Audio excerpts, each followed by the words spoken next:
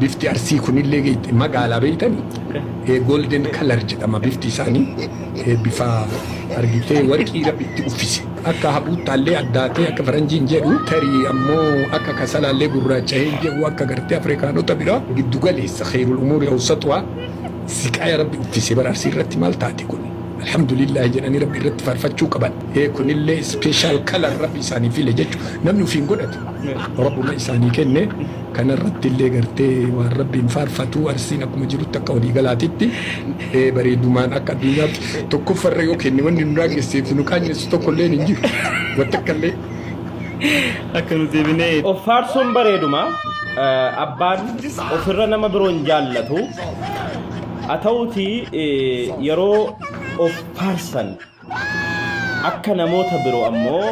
ofii gaditti ilaalanitti miira kanaan bifa kanaan ibsuun gaariidhaa miti ilmi namaa tokkumadha walaqad karramnaa banii aadama nuun jedha rabbiin ilmaan namaa guddinne kabajnee jirra nuun jedha ilmi namaa kabajamoodha fokkisee bareedee magaalatee gurraachatee garuu of jaallachuun akkuma jiru ta'e of faarsuun akkuma jiru ta'e hangandummaa dubbachuudhaaf miti garuu bifa kanarraa ijoollee fudhatanii deeman jiru arsiin akkasii jedhanii ganda biraa ammoo kan arrabsuuf deeman yeroo hedduu gandummaadhaan ijoollee walitti bu'an namoota akkasii fakkeenya fudhatanii ajandaa bal'isuu danda'u guyyaa tokkotti fayyadamuu danda'u kanaaf yeroo seenaa keenya istoorii dhuunfaa keenya ibsannu tokko bifa hawaasa walqixxummaatiin ofiis ga'ee ofii ibsachuun gaariidha jeneraalii ammoo oromoon bareeduma